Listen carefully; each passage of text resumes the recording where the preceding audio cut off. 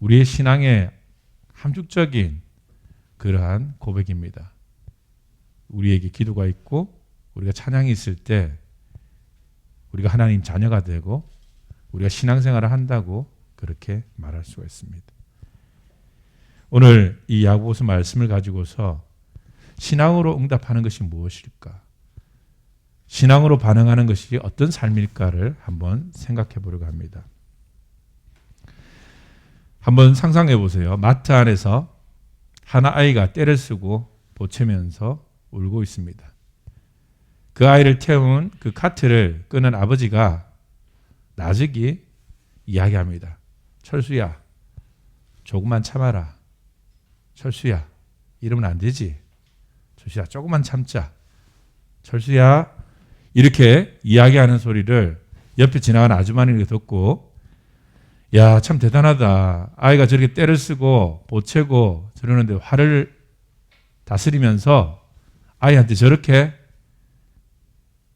반응할 수 있는 것은 보통 아버지가 할 수 있는 게 아니라 아버지 참 대단하다라는 이야기를, 그리고 어떻게 그렇게 보채고 울고 떼쓰는 아이한테 감정이 흔들림 없이 말할 수 있느냐고 물어보니까 그 아버지가 한숨을 쉬면서 얘기합니다. 철수는 제 이름입니다. 아이 이름이 아니라 제 이름입니다. 제가 화를 다스리고 제가 이 상황을 넘기기 위해서 스스로 저에게 얘기하는 겁니다.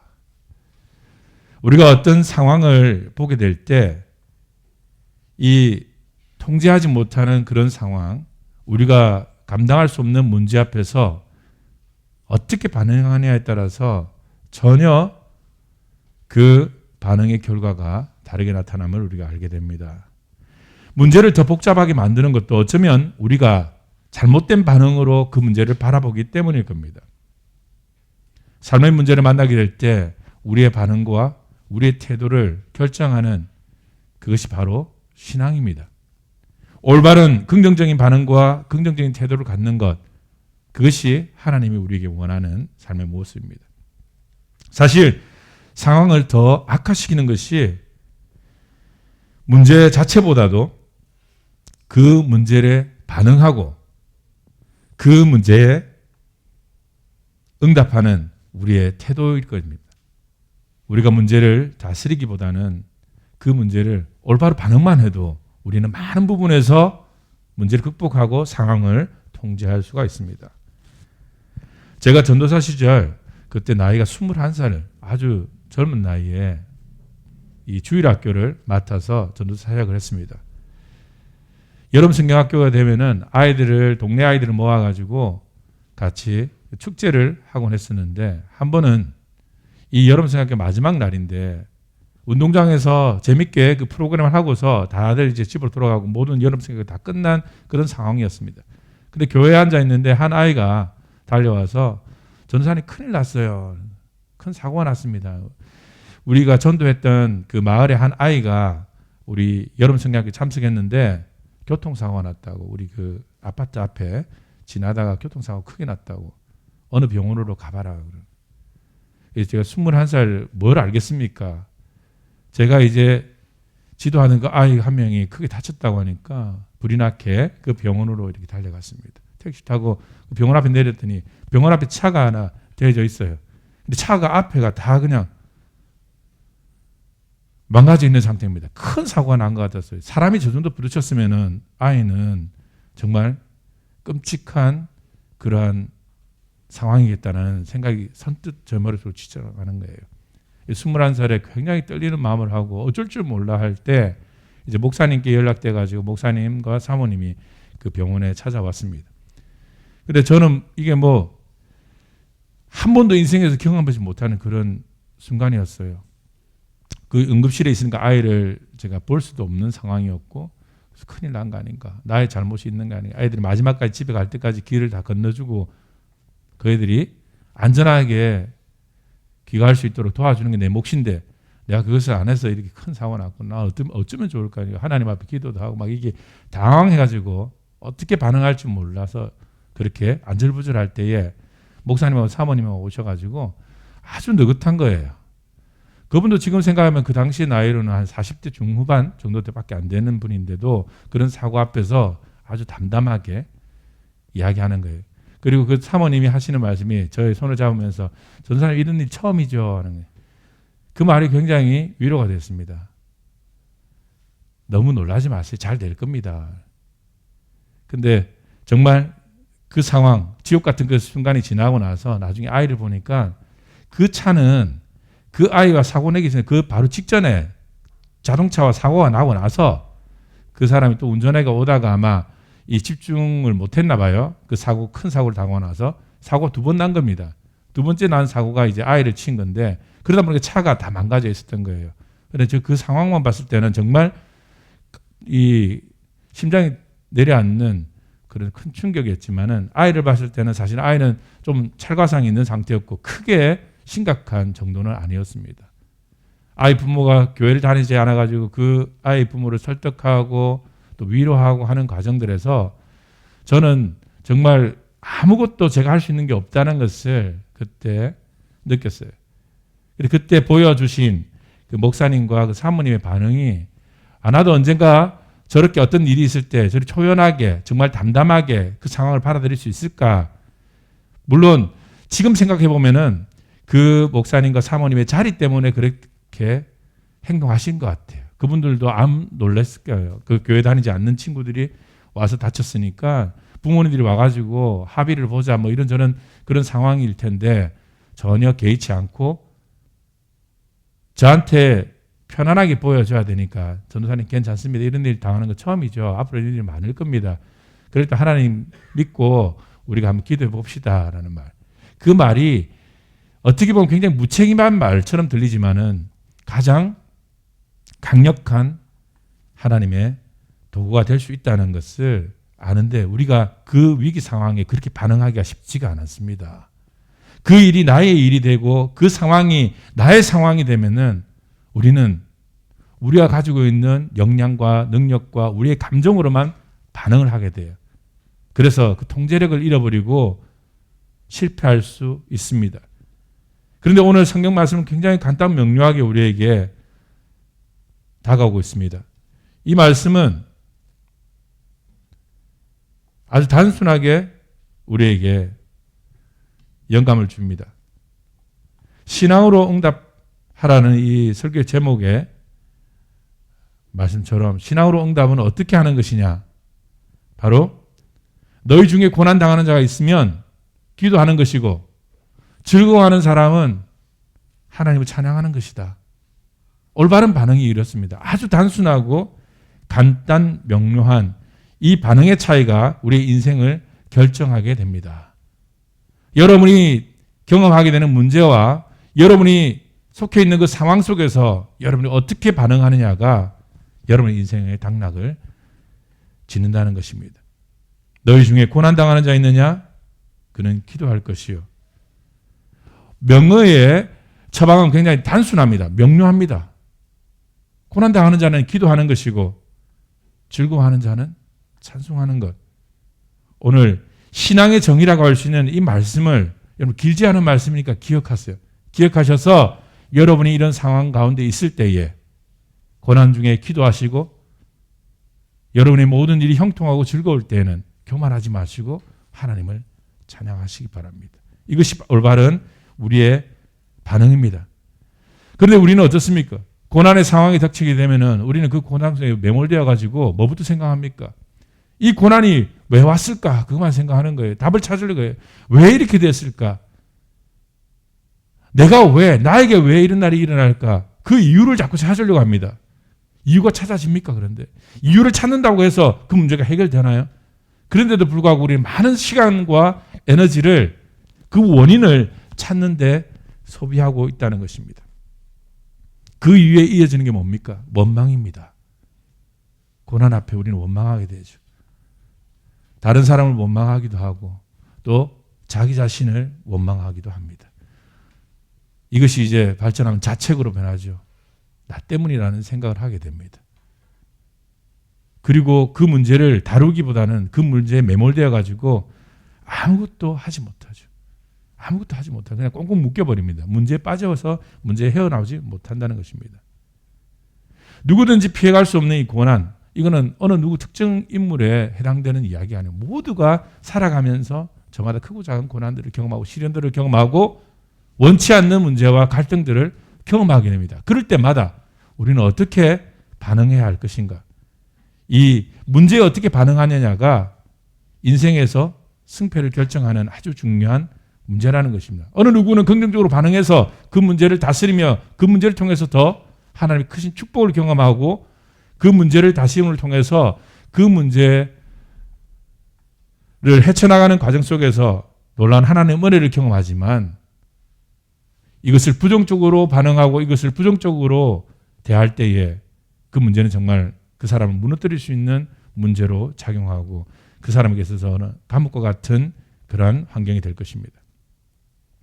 고난 속에서 오늘 야고보 기자가 우리에게 말씀하신 것처럼 하나님의 음성에 귀를 기울이고 하나님의 뜻을 구하며 하나님께서 도우심을 믿고 그리고 잠잠히 기다릴 때에 하나님께서는 그 고난을 축복의 통로로 그렇게 만들어주시는 것을 우리는 삶을 통해서 많이 경험합니다. 고난을 통해서 우리는 성숙을 경험할 수도 있고 고난을 통해서 하나님이 주시는 놀라운 은혜를 발견할 수도 있습니다. 문제는 반응입니다. 그것에 대해서 어떻게 반응하느냐. 문제에 대해서 어떻게 반응하며 힘든 상황을 내가 어떻게 바라보면서 이 문제를 헤쳐나갈 것인가. 그리고 즐거워하는 자, 이 형통한 시간을 어떻게 내가 보낼 것인가. 대부분 여러분 고난에 대해서는 우리가 익숙하지만은 이 즐거워하는 것에 대해서는 찬송한다는 이 말이 당연하게 여겨질 겁니다. 그러나 당연하지 않습니다. 우리가 즐겁고 내가 원하는 대로 일이 진행되고 모든 일이 형통할 때 사람들이 어떻게 됩니까? 그것이 나의 능력이고 내가 가지고 있는 특권이라고 생각하면서 교만해집니다. 그리고 감사하기보다는 자기 자신의 것으로 움켜쥐고서 오히려 그 모든 것들이 하나님께로부터 온다는 그 놀라운 사실을 잊고 살아간다는 거예요. 찬송하지 않는 거예요. 그 모든 것을 누리게 해주신 그 하나님을 찬송하지 않고 그것이 자기의 것이라고 자기의 소유라고 착각하며 살게 된다는 것입니다. 고난이 오든 즐거움이 찾아오든 결국 우리의 올바른 반응이 우리의 삶에 중요한 영향을 줍니다. 스티븐 코비라는 사람이 책을 썼는데 이런 이야기로 우리의 인생에 실패하는 어떤 사례들을 설명하고 있습니다. 여러분 한번 이것도 상상을 해봅시다. 바쁜 출근 시간에 이제 아침 식사를 하는 아이가 함께 가족이 아침을 준비하면서 식사를 하고 있을 때 아이가 우유를 아버지의 바지에 쏟아버립니다. 사건은 그렇게 시작됩니다. 아버지는 바지를 또 갈아입어야 되니까 회사 가기 위해서 바지를 갈아입어야 되니까 아이를 혼냅니다. 아이를 혼내는 그 모습을 보고 아내가 말을 거들게 돼서 아내와 말다툼이 생기게 됩니다. 서둘러 바지를 갈아입고 다시 내려와 보니까 시간이 많이 지나고 있습니다. 아이는 학교를 가야 되고 아내는 회사를 가야 되고 자기도 회사를 가야 됩니다. 근데 아내는 말도 없이 그냥 먼저 출근해버리고 아이를 맡기고 떠나가 버립니다. 아이는 학교 통학버스도 놓치고 이제 이 아이가 학교를 가려면 누군가 태워줘야 되는데 자기밖에 없는 것을 알고 늦은 시간이지만 최대한 그 시간을 만회해보려고 속도를 내어서 그 아이 학교 통학 역할을 하려고 합니다. 그런데 경찰이 그 차를 세우고 속도 위반 딱지를 끊게 됩니다. 그리고 아이를 데려주고 회사를 가니까 당연히 회사에 늦을 수밖에 없죠. 상사가 그를 꾸시려고 하루 종일 돌아봤을 때 퇴근 후에 보니까 아이는 화가 나서 말도 없고 아내 또한 말을 걸기도 힘들고 오늘 나의 하루는 왜 이럴까라는 생각을 하면서 앉아있다고 한번 생각해 봅시다. 과연 이 사람의 하루를 망친 것이 무엇입니까? 이 사람을 망친 오늘 그 원인이 우유가 원인입니까? 우유가 쏟아진 것? 그 사건 하나? 아니면 아이가 문제입니까? 부주의했던 아이? 아니면 아이를 가르치는 그 말을 막았던 아내가 문제입니까? 범칙금이 문제입니까? 아니면 그 상사가 문제입니까? 뭐가 문제입니까? 우유가 쏟아질 수 있는 바지에 우유가 쏟아질 수 있는 일은 어쩔 수 없는 일이에요. 우리가 막을 수 없는 일들이 세상에 많이 존재합니다. 어쩔 수 없는 일, 내가 감당할 수 없는 일들이 세상에 일어나는데 우유가 바지에 쏟아졌을 때 그가 자기만 다스렸다면, 자기의 감정만 통제할 수 있었다면 오늘 그 힘든 일은 일어나지 않았을 것입니다. 그게 바로 인생이라고 스티븐 코비는 설명을 했습니다. 그래서 그가 낸 이론이 뭐냐면 90대 10이라는 이론입니다. 인생을 결정하는 90대 10이라고. 90은 뭐고 10은 뭐냐면은 90은 우리의 반응이라는 거예요. 그러면 10%는 뭘까요? 실제 일어난 사건이라는 겁니다. 실제 우리의 삶에 일어난 사건들. 실제 우리의 삶에 우리가 원치 않는 사건들이 발생하게 되죠. 그 일어나는 일들을 우리가 어떻게 반응하느냐의 90%의 그 반응이 우리의 삶을 채워간다는 거예요. 앞에서 소개해드린 그 짤막한 하루의 삶도 결국 우리 잘못된 반응으로 지옥이 될 수 있지만은 우리가 그 사건에, 그 문제에 올바른 반응을 하게 될 때 그 하루는 다르게 채워지는 것처럼 우리 인생도 마찬가지입니다. 우리가 보인 반응 때문에 우리의 삶의 결과가 나타나는 것입니다. 어쩔 수 없는 일을 바라볼 때 우리가 필요한 것은 바로 그 일어난 일에 대한 우리의 올바른 태도와 반응을 배우는 것입니다. 일어난 사건보다도 그것에 대해서 어떻게 반응하느냐가 더 중요합니다. 일어난 사건이나 상황이 우리의 인생을 바꾸는 것이 아니라는 겁니다. 그 일어난 사건에 반응하는 우리의 태도가 우리의 인생을 바꾼다는 거예요. 그래서 여러분의 삶 가운데 일어난 일들을 한번 떠올려 봅시다. 내가 원치 않는 문제와 그런 상황에 여러분 있다고 한번 생각해 봅시다. 나는 어떻게 반응하고 있는지, 내 지식과 내 감정으로 반응하고 있는지, 아니면 야고보 기자의 명료한 그러한 신앙생활의 원리처럼 고난이 있을 때, 내가 원치 않은 상황이 내 앞에 있을 때 기도하는 사람인지, 올바른 신앙의 반응을 내가 하고 있는지, 아니면 관계 속에서 내가 올바로 반응하고 있는지, 내 감정과 나의 잘못된 생각으로만 그 문제를 바라보고 있지 않는지, 원인을 찾고 원망하고 자책하고 그 모든 책임을 다른 사람에게 증가시키면서 어떻게든 그 위기를 모면하려고 그렇게 몸부림치고 있지 않는지, 그러면 그럴수록 우리는 더 나락으로 떨어지게 되는 것입니다. 상황을 바라볼 줄 알고 그 상황에 대해서 올바른 반응을 하는 것이 첫 번째 삶을 풀어가는 열쇠입니다. 두 번째는 인식의 차이가 삶을 결정합니다. 여러분이 생각하는 대로 삶이 바뀐다는 것입니다. 고난이 무엇입니까? 우리의 힘으로 벗어날 수 없는 상황 아니겠습니까? 우리의 힘으로는, 우리의 지혜로는 통제할 수 없는 문제이기 때문에 그것이 고난이 되는 것입니다. 그러므로 그 고난을 바라보는 올바른 인식이 우리에게 필요합니다. 고난이 찾아왔는데 내가 감당할 수 없는 그런 일들을 경험하고 있는데 우리가 자꾸 이거 착각하는 게 뭐냐면 그것을 내가 지고 있다는 겁니다. 우리가 깊이 생각해 보면, 인식해 보면 내가 감당할 수 있는 일이 있고 내가 감당할 수 없는 일이 있습니다. 우리의 삶을 혼란으로 빠뜨리는 게 바로 이 착각입니다. 내가 감당할 수 없는 일을 붙들고서 내가 그걸 감당하려고 한다는 거예요. 오늘 우리가 교동문에서 읽었지만 우리가 걱정한다고, 우리가 염려한다고 우리 길을 한자를 늘릴 수가 없습니다. 그런데도 불구하고 우리가 거기에 에너지를 쏟고 있다는 겁니다. 어쩔 수 없는 것이 있습니다. 우유가 바지에 쏟아지는 것처럼 어쩔 수 없는 상황들이 있는 겁니다. 우리가 기대치도 않은 그런 일들이 발생할 수 있는 거예요. 그런 일들이 발생할 때 생각해야 됩니다. 내가 감당할 수 있는 것은 무엇이고 내가 감당할 수 없는 것이 무엇인지 분명히 명확하게 그게 보여야 됩니다. 근데 참 희한하게도 이거는 기도할 때 보여지는 거죠. 기도할 때 보여지는 거예요. 기도할 때 깨닫게 됩니다. 이것은 나의 영역이구나. 이것은 내가 할 영역이 아니구나. 그 두 개가 명확하게 구분이 되는 것이 기도할 때 그렇게 보인다는 거예요. 근데 기도하지 않고 하나님께 묻지 않으면은 내가 할 수 있는 것과 내가 할 수 없는 것에 막 이게 혼돈이 오는 거예요. 내가 뭘 할 수 있고 내가 뭘 못하는지는 모르고 내가 못하는 것을 붙들고서 애쓰고 떼쓰고 에너지와 시간을 낭비하며 살아간다는 것입니다. 모세의 이야기를 보면 모세가 그 태어날 그때는 이집트에서 그 영아들을 다 죽이겠습니다. 왜냐하면 남자아이들은 죽이고 여자아이들은 살려두었습니다. 노예들이 너무 많아지는 거예요. 이집트가 봤을 때 히브리 민족들의 그 번식들 때문에 너무 많은 민족들이 형성당을 보고 억압정책으로서 영아들을 살해야 할 때에 모세의 어머니가 모세를 숨깁니다. 모세를 숨기고 모세를 키울 수 있는 데까지 키워봅니다. 자기가 할 수 있는 최대한으로 하다가 결국은 아이를 데리고 있다가는 이집트 병사들에 의해서 그 아이가 살해당할 것을 알고 그 어머니가 선택한 건 뭐냐면은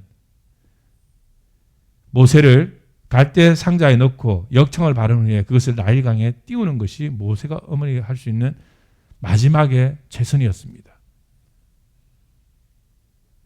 모세 어머니는 나일강에 띄우면서 그 딸에게 그 갈대 상자가 어디로 흘러가는지 마지막까지 보고 오라 그랬습니다. 우리가 할 수 있는 영역이 그게 답니다. 바꿀 수가 없는 현실 앞에 우리가 할 수 있는 그 모세 어머니가 선택한 그 선택이 가장 최선이었다는 것입니다. 자기가 마지막으로 아이에게 할 수 있는 것, 갈대 상자를 만들고 그리고 역청을 발라서 지금의 아스팔트 같은 거죠. 그걸 발라서 물에 띄어서 물이 스미지 않도록 강에 띄워 보내는데 여러분 그 자기의 그 어린 아이를 강에 띄우는 어머니의 심정이 어떻겠습니까? 바로 그게 우리의 믿음이 되어야 된다는 겁니다. 내가 감당할 수 없는 일을 내가 안고 있는 것이 아니라 그럼 문제가 더 심각해지죠. 병사에 의해서 죽을 수밖에 없는 상황이에요. 더 끔찍한 일이 일어나는 거예요. 그렇다고 해서 정치를 바꾸겠습니까? 그렇다고 해서 지금 있는 상황에서 헤쳐나갈 수 있는 방법이 뭐가 있겠습니까? 모세의 어머니는 하나님께 맡기는 거예요. 물이 흘러가는 대로 하나님이 이끄는 대로 흘러가게 만들었을 때 바로의 공주가 그 갈대 상자를 발견하고 그 갈대 상자를 들어 올립니다. 모세라는 말은 모제스라는 말은 건져 올리다는 그런 히브리어입니다. 물에서 건졌다는 뜻입니다. 하나님이 하시는 일이 이와 같다는 거예요. 내가 할 수 없는 일을 인식해야 됩니다. 내가 감당하지 못하는 게 있어요. 사실은 상당히 많은 부분에서 우리가 할 수 없는 것들이 많아요. 우리가 착각하는 것들, 건강이나 물질이나 내가 하는 일들, 내가 할 수 있다고 생각하죠. 내 능력으로 할 수 있다고 생각하죠. 인생을 살아보니까 능력으로 어떤 일이 되는 건 아니더라고요. 보니까. 똑똑하고 뭐 공부 잘했던 친구들이 다 성공하는 게 아니었어요. 어떤 흐름을 타는 사람이 어떤 도움을 보이지 않는 손에 의해서 이끌려가는 것을 봅니다. 여러분 자녀를 보면서 자녀를 끼고 자녀들을 보면서 그걸 통해서 여러분 욕심을 자녀에게 투사하고 살아가지만 그럴수록 자녀는 더 성장하지 못합니다. 모세의 어머니처럼 여러분이 할 수 없는 영역이에요. 학생들 어머니를 상담하다 보면은 중학생 이상 되면은 감당이 안 된다는 그런 이야기를 합니다. 이런저런 이야기. 저는 부모님들에게 얘기하죠. 이미 늦었습니다. 이미 늦었다. 유치원 때부터 우리나라 말에 3살부터 8까지 간다고 정말 어릴 때 그 교육이 굉장히 중요한 것 같고요. 그리고 청소년기를 넘어버리면 더 이상 어머니나 부모님의 어떤 영향력이 크게 그렇게 지대하게 영향을 미치지 못해요. 그럴 때 어떻게 해야 되겠습니까? 그러면 지나버린 다 커버린 애들 어떻게 할까요? 하나밖에 방법이 안 남았습니다. 여러분이 손댈 수 없을 때 하나님께 기도하세요. 하나님께 맡기세요. 하나님께 의탁하세요. 여러분 자녀를 맡기세요. 하나님, 내가 할 수 있는 것은 여기까지입니다. 그 뒤부터는 무조건 하나님께 맡기겠습니다. 그리고 기도하고 여러분이 컨트롤할 수 없는 부분들에 대해서 손을 놓는 것, 그것이 바로 지혜입니다. 포기라는 단어가 기브업입니다. 기브업. 위로 준다는 뜻이 위로 준다는 뜻. 그 포기하는 건 끝나는 것이 아니라 우리 기독교인의 포기는 바로 이 단어입니다. 단어. 위로 주는 거예요. 위로. 하나님께 드리는 거예요. 내가 감당할 수 없을 때 하나님께 드리는 거예요. 저는 전자제품이나 이런 물건들을 많이 고장낸 적이 많습니다. 그냥 AS센터 맡기면 되는데 괜히 손대볼 거라 열었다가 못 쓰게 된 경우가 굉장히 많아요. 우리가 살아가면서 우리가 경험하는 문제가 바로 이와 같다는 거예요. 나의 영역 바뀐데도 불구하고 그것을 내 힘으로 하려고 하는 그것 때문에 우리의 인생에 고통이 찾아오는 것 같습니다. 내가 감당할 수 없고 나의 영역 바뀐데도 그것을 내가 통제하려고 하니까 결국은 나도 힘들고 상황도 엉망이 되어버리는 거예요. 오늘 고난당할 때 그 고난의 원인을 찾는 것 우리의 몫이 아닙니다. 그 고난을 통해서 자책하고 원망하는 것, 그것은 그리스도인의 삶의 모습이 아닙니다. 얼마나 간단합니까? 고난이 올 때 기도하라는 거예요. 즐거울 때 하나님을 찬양하라는 거예요. 내가 누리는 것도 하나님 은혜고, 내가 어떤 문제 속에서 힘들어하는 상황에 놓일 때도 하나님 뜻이 있는 것입니다. 단지 우리가 그것을 깨닫고 깨닫지 못하는 것은 기도하지 않기 때문에 깨닫지 못하는 것이고, 마치 내가 다 감당할 수 있는 것처럼 착각하는 그 착각에서 오는 것입니다. 그래서 인식의 차이가 삶을 바꾸는 큰 열쇠가 됩니다. 내가 잘나서, 내가 능력이 있어서, 그리고 이 가지고 있는 나의 소유와 나의 이 즐거움이 영원히 될 거라고 생각하는 것, 그게 착각이죠. 여러분이 좋은 자리에 있다면, 모든 것이 형통하는 그런 상황 가운데 있다면 여러분을 스스로 찬양하지 마시고 그 모든 것을 허락해 주신 하나님을 찬양하시기 바랍니다. 하나님께 감사하시기 바랍니다. 그 감사를 잃어버리는 순간 여러분은 그 누리는 것마저도 결국은 누릴 수 없는 상황이 될 수도 있다는 것입니다. 계속 즐겁고 계속 형통하는 게 다 좋을 것 같지만은 그것에서 우리의 감사하는 마음을 잃게 된다면 그것은 우리의 삶에 독이 될 것입니다. 그 사람으로 하면 교만하게 만들고 다른 아프고 고통당하는 사람을 이해할 수 없는 그런 옹졸한 마음의 사람, 성숙하지 못한 사람으로 우리를 성장시켜 나갈 것입니다. 그러므로 오늘 여러분의 삶에 일어나는 모든 상황들에서 반응을 어떻게 할 것인가, 그리고 내가 감당하고 있는 그런 상황들을 어떻게 인식할 것인가, 이 반응과 인식의 차이가 우리의 삶을 완전히 다른 국면으로 이끄는 것을 말씀드렸습니다. 형통함에 감사치 않는 것이 불신앙이고 고난 중에 기도치 않는 것이 불신앙입니다. 좋을 때도 힘들 때도 모든 것이 형통할 때도 모든 일이 내가 원한 대로 되지 않는 상황 속에서도 문제 앞에서도 우리는 하나님께 나아갈 기회를 얻어야 됩니다. 좋을 때도 하나님 앞에 나와 찬양해야 될 것이고 고난 중에도 그 문제와 나에게 집중하지 마시고 그 문제와 고난 앞에 하나님 뜻을 물으시기 바랍니다. 내가 할 수 없는 것, 신앙으로 반응하셔서 하나님의 이루신 놀라운 기적들을 여러분 경험하시기 바랍니다. 내 손에 있을 때는 내 능력 안에 있는 것입니다. 하지만 내 손을 떠났을 때는 그것은 여러분이 신앙인이라면 하나님의 능력 안에 있는 겁니다. 여러분 마음도 평안을 그렇게 구하시고, 그리고 모든 일이 형통할 때도 항상 겸손을 잃지 마시고 하나님이 허락하시는 거다. 이 모든 축복은 하나님의 손 안에 있는 거라는 그러한 겸손한 마음으로 살아가신다면은 고난과 그리고 형통함의 그런 어떤 상황 가운데서도 하나님 앞에 나오는 여러분 되실 겁니다. 하나님 앞에 나와서 하나님의 뜻을 구할 때에 여러분의 인생은 완전히 달라지는 것입니다. 여러분의 인생을 결정짓는 것, 지금까지는 일어난 사건 때문에 그렇다고 생각하고 내가 만난 사람 때문에 그렇다고 생각하고 내가 저질러 놓은 나의 부족함 때문이라고 생각하고 여러 가지 이유를 찾으면서 그 문제 앞에 변명을 해봤겠지만은 이제는 더 이상 변명하지 마시고 고난 앞에서는 묵묵히 그냥 기도할 수 있는 그러한 신앙의 삶을 여러분 선택하시기 바라고, 즐겁고 형통함 속에서는 하나님 앞에 감사하는 찬양하는 삶을 사시기를 간절히 축원드립니다. 기도와 찬양을 잃어버리지 않는 삶 속에 하나님께서 여러분의 삶을 이끌어 가시기를 간절히 축원드립니다. 함께 기도하겠습니다.